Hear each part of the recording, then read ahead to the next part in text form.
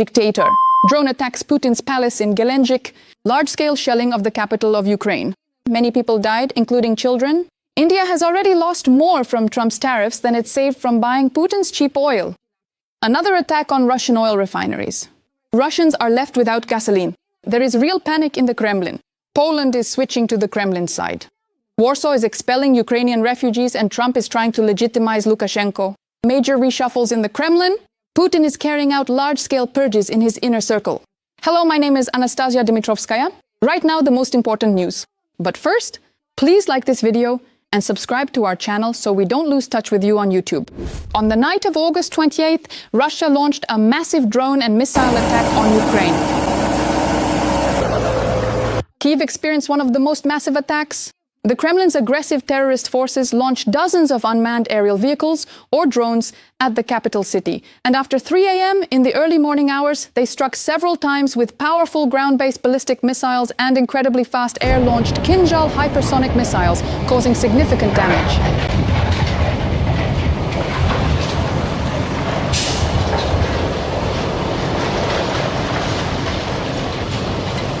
The Kyiv City Military Administration reported that the consequences of the Russian attack were recorded in several districts of Kyiv at once. In particular, there are reports of significant damage to residential buildings in the Dniprovsky and Darnitsky districts. In the latter, a direct hit destroyed part of a 5-story residential building.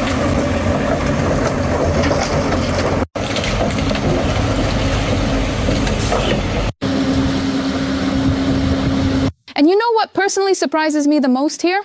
No, not the cruelty of the Russians. Unfortunately, I have nothing left to be surprised about in that regard. What truly amazes me is how people, even after such shelling, don't lose their optimism. I am not at all surprised by any of this, in all honesty. The champagne quite miraculously survived, thankfully. Later, that very same Kyiv resident, the one whose champagne miraculously survived, bravely showed footage of the precise moment the drone devastatingly hit her building.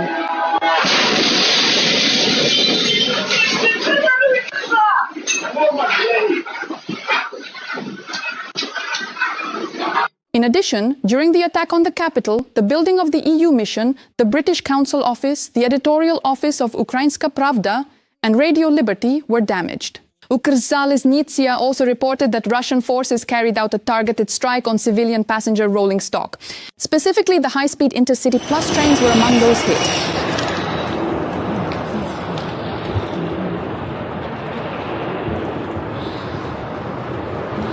European leaders have already responded to yet another brutal shelling of civilians in Ukraine. Putin is killing children and civilians and undermining hopes for peace.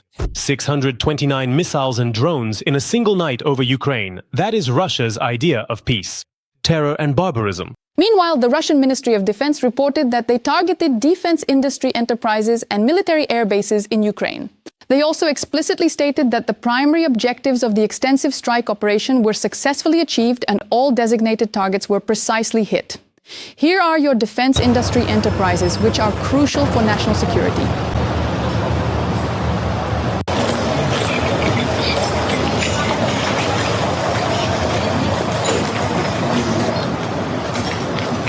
And here are your Ukrainian military air bases, the ones the Russian Ministry of Killing so fiercely reported attacking.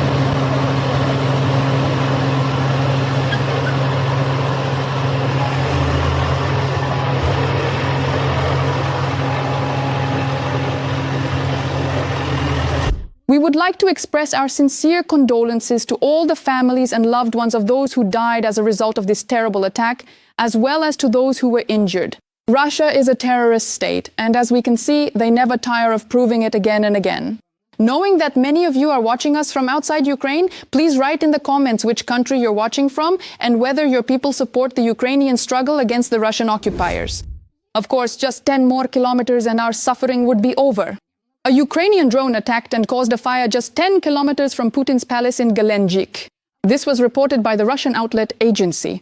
The fall of drone debris during the night leading into Thursday caused a forest fire near the village of Krynytsa in Gelendzhik, according to the operational headquarters of Krasnodar Krai. This village is located just 10 kilometers in a straight line from Vladimir Putin's palace. I hope the bunker dweller was so scared he filled his suitcase. Drone attacks had already affected the president's vacations last year. And as reported by Proekta, Putin has practically stopped flying to Sochi, where he used to spend a significant part of the spring and autumn. And at the beginning of March 2024, even the official residence of the Russian dictator in Sochi was demolished. Oh, what a pity. But today it's 10 kilometers, tomorrow 5, and sooner or later I hope the strike will hit right on target. Attention, Ukrainian main intelligence directorate's naval drones are in operation. According to the GOR, they struck a Russian Kaliber missile carrier in the Sea of Azov, a small missile ship of the Buyan M project. Ukrainian intelligence officers carried out the operation near occupied Crimea, and as a result of the naval drone strike, not only was the Kaliber carrier ship hit, but the ship's radar system was also damaged. In fact, as a result of the attack, the ship left its combat deployment area. On this occasion, I want to thank the GOR for their masterful work, and I encourage you to do the same. There was also unrest in Russia. There, in several regions at once, so to speak, Ukrainian drones were causing a stir.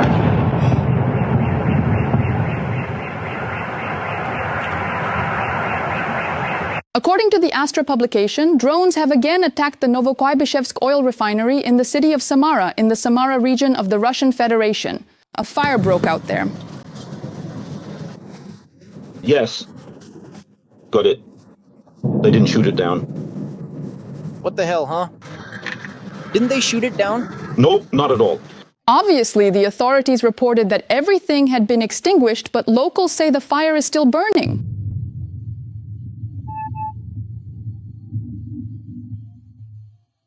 In addition, according to local residents, after the drone attack, the Afipsky oil refinery in the Krasnodar region is on fire.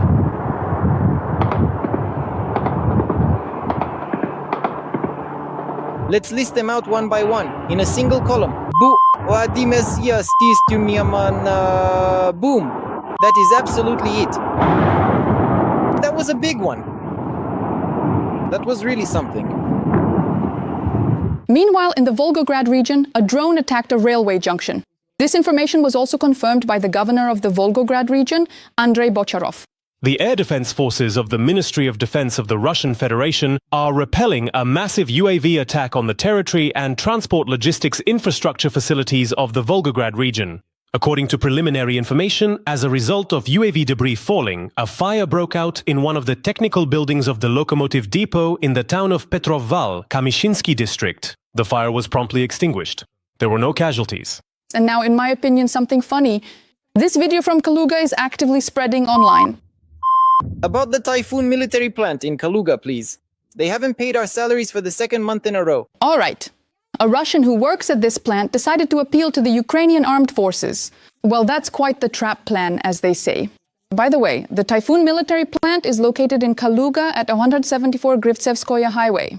The enterprise is engaged in the development and production of complex radio-electronic equipment. Well, I think that friendly drones will visit this facility sooner or later, naturally solely to check what's going on with the salaries there. India will lose more than twice as much on Trump's tariffs as it saved on Russian oil. Reuters, citing analysts' estimates, reports that the import tariffs introduced by the US president in less than a year could cost India much more than it has saved over the entire course of the war in Ukraine by purchasing discounted Russian oil. Whereas before Russia's full-scale invasion of Ukraine, India hardly bought any Russian oil at all. Supplies accounted for less than 1% of India's oil imports. But due to Western sanctions, it began to be sold at a discount which is currently about 7% compared to major global grades like Brent. As a result, over 3.5 years, India has saved a total of about $17 billion. Trump's tariffs for India have come into effect. Bloomberg. According to the publication, America has doubled tariffs on a number of Indian goods from 25% to 50%. The decision is due to India's continued purchases of Russian oil. The only exceptions were certain sectors of industry, particularly electronics exports, which will temporarily safeguard Apple's large-scale investments in Indian factories, as well as pharmaceutical products. But as we can see, the story with India's oil purchases didn't work out, and the country risks losing a significant amount of money. And what do you think? Is it fair? I know I often ask you to like the video and leave a comment, but it really is very important for us. That's just how the YouTube algorithm works. So if you, like me, are on the side of good and truth, please like the video and leave your comments. The Russian summer offensive has failed? This is what Julian Röpke, a military observer for Bild, writes, backing it up with facts.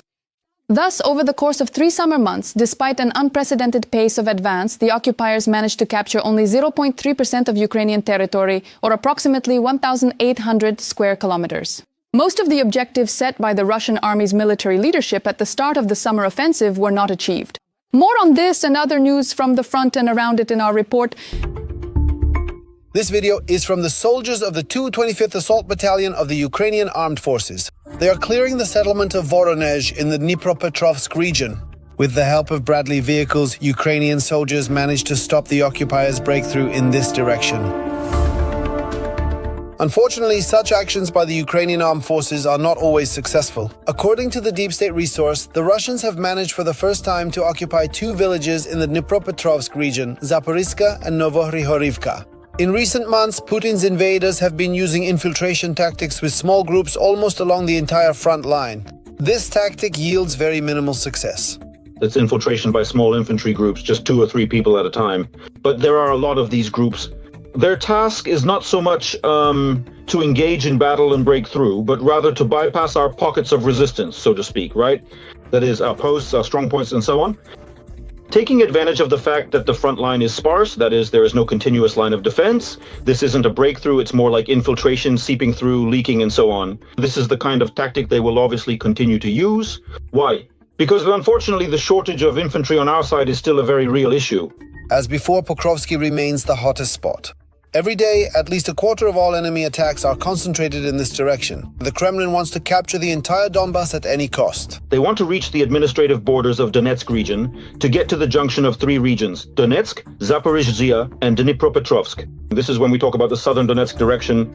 They want to go beyond the borders of Dnipropetrovsk region in order to seize more territory and have a stronger position in negotiations. Special attention was also given to the Pokrovsky direction at a meeting with the President of Ukraine, which was attended by the Commander-in-Chief of the Armed Forces of Ukraine, Oleksandr Syrsky.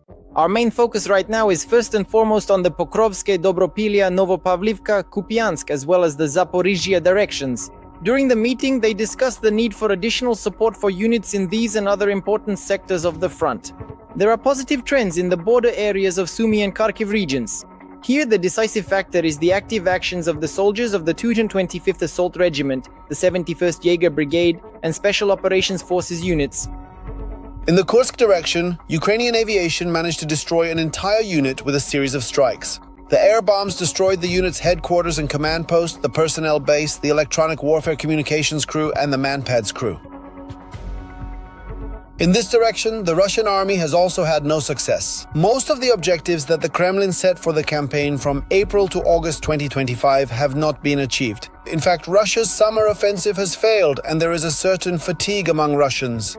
This is reported by Bild. Over the entire summer, Russia captured only 1,800 square kilometers. That's about 0.3% of Ukrainian territory. In the Donetsk region, Russian troops unsuccessfully tried to take Pokrovsk. Despite a breakthrough in the city center in August, within 3 weeks all Russian units were either destroyed or captured. In the north, Vladimir Putin's plans to create a security belt in the Chernihiv, Sumy and Kharkiv regions also failed. Less than 70 kilometers of territory along the border ended up under Russian control.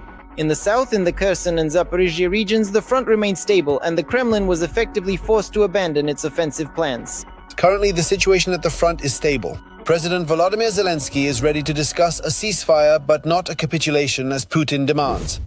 Due to the veto imposed by the President of Poland on the law regarding assistance to Ukrainians, about 900,000 Ukrainian refugees in Poland will lose their right to protection, legal employment, and medical care as of September 30.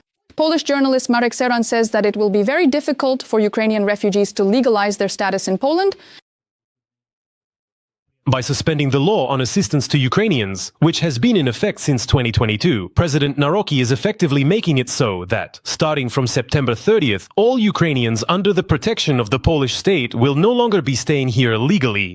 This means they will have no right to protection, no access to medical care, no right to work legally, and will have to legalize their status, which is quite difficult. Moreover, because of this new refugee policy, the Polish budget will lose a significant amount of money every year. Due to such actions by King Naroki, the Polish budget will lose large sums annually, whether from illegal employment, Ukrainians leaving Poland for other countries, or returning to Ukraine. And of course, Ukrainians will not work legally and will not pay insurance contributions, taxes, or anything else. And all of this will still need to be managed somehow, and employers will have to be checked to see whether their workers are employed legally. The Polish budget may spend about 8 billion zlotys a year on this. That's more than $1.5 billion.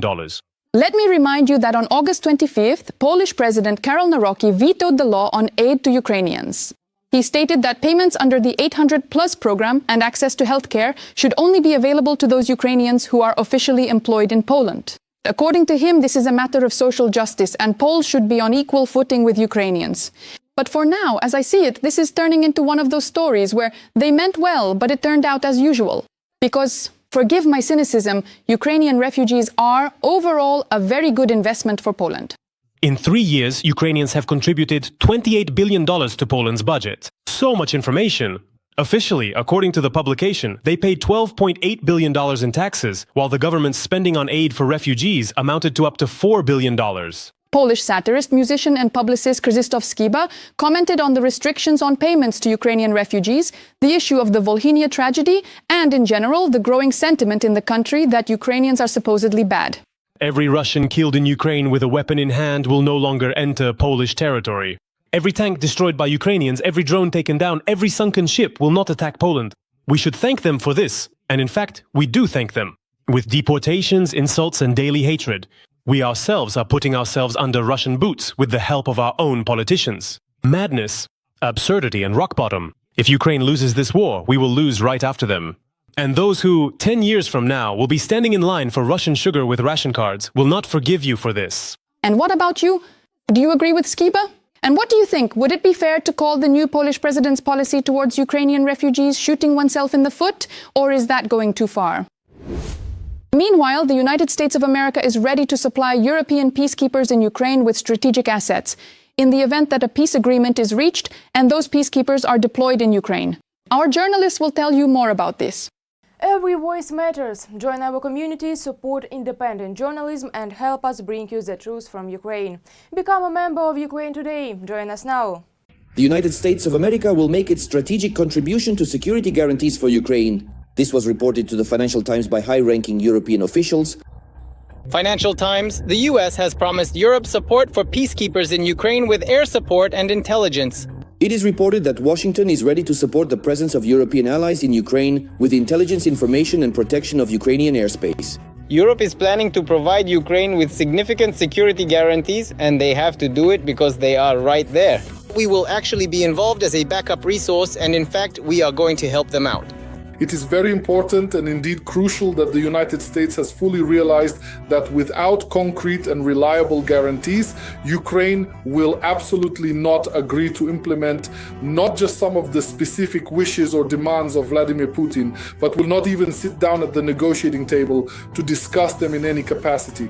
Because, to simply give up the entire Donetsk region, not even just the currently occupied cities, but the whole region is an unacceptable proposition. For what purpose? The willingness of the US to contribute is a very important signal for Europe. Over the past few months, leaders of European countries have declared their readiness to participate in a peacekeeping mission on the ground and in the air, with the caveat that it must have mandatory support from Washington. Europe must play its part, and I am ready to consider the possibility of deploying British forces on the ground alongside others.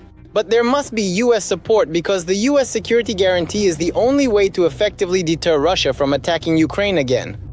At the moment, the discussion is about the White House providing assistance with logistics, command and control of troops, intelligence and surveillance resources, all the areas in which the potential European continent is most dependent on the US.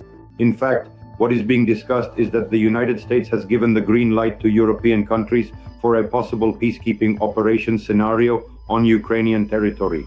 And let me remind you, more than 10 countries have declared their readiness to provide troops from their own armies to carry out a peacekeeping operation in Ukraine. It is also reported that there will be support with military equipment, particularly air defense systems, which will provide cover for European forces in Ukraine. The military component will be accompanied by the United States of America. In other words, the United States will take on the task of assembling the mission, of course at the expense of the Europeans. But that's already significant because the mission has to be assembled from somewhere. Where can you get it from if Europe doesn't have enough of its own military production? In order to accomplish this task as quickly and efficiently as possible and to implement those very robust security guarantees, the United States is in fact the only truly viable country in this particular context.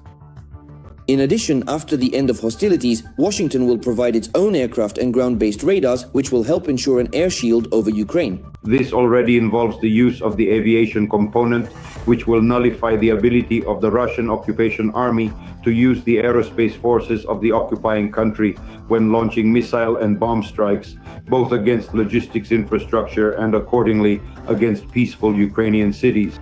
The issue of reliable security guarantees is key for Ukraine. Without American support, there can be no talk of any reliability at all. In addition to the European peacekeeping contingent, the Russian aggressor will have to reckon with American military equipment, aviation, and intelligence information.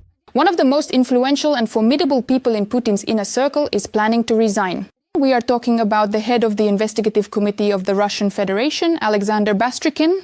We will tell you about this punishing hand of the dictator and whether Putin will let him leave his post. A birthday present, or do they never abandon their own? Vladimir Putin has once again extended the term of the head of the Investigative Committee of Russia. On August 27th, Alexander Bastrikin turned 72, and on that day he was supposed to step down as head of the Investigative Committee, as rumors had it, to take the position of chairman of the Supreme Court. But thanks to a decision by his former classmate from Leningrad State University, Bastrikin has entered his 19th year at the Investigative Committee. In fact, this agency was created by Putin in 2007 as an alternative to the prosecutor's office. The new structure took on the unification of all investigators, personnel policy, and the investigation of criminal cases. The prosecutor's office was left only with oversight functions. Alexander Bastrikin became the first and so far the only head of the investigative committee. High-quality investigations ensure proper protection of citizens' rights and freedoms, and our citizens expect this kind of work from the investigative committee. Thank you very much for the profound trust you have personally placed in me and, indeed, in the dedicated team of the investigative committee. The significant tasks you are setting before our investigative body today, we will diligently and honorably fulfill. In reality, however, Bastrikin's investigative committee has not solved a single high-profile crime committed in Russia over the past 20 years.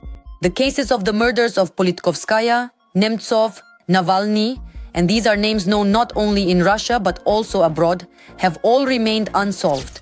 For example, the investigative committee took control of the case of lawyer Sergei Magnitsky, who uncovered a criminal scheme and exposed how taxes were siphoned out of Russia. For this, he was killed in the Matrosskaya Tishina detention center. The result? Investigators found no criminal wrongdoing in the death of Sergei Magnitsky in the Moscow detention facility. Today, the investigative committee announced the closure of the criminal case regarding the death of the auditor of the Hermitage Capital Investment Fund, citing the absence of a crime as the reason. In Moscow, the well-known journalist Anna Politkovskaya was murdered. The result of all the investigative committee's meticulous work, the mastermind was never found, the case was closed, and the statute of limitations has expired. The masterminds behind the crime have still not been found or named. The investigation has stopped trying to find out who did it and has simply been inactive for several years. Today marks the expiration of the statute of limitations for criminal prosecution under such articles. According to the prosecutor's office, the murder was not connected to Nemtsov's political activities. The alleged mastermind and organizer have still not been found. And now it has been almost a year since Alexei Navalny was killed in a polar colony in Karp. On February 16, 2024, Vladimir Putin killed Alexei Navalny. The investigative committee isn't even trying to pretend to do any work anymore. They simply refuse to open a murder case. On the contrary, the head of the investigative committee is closely monitoring other investigations.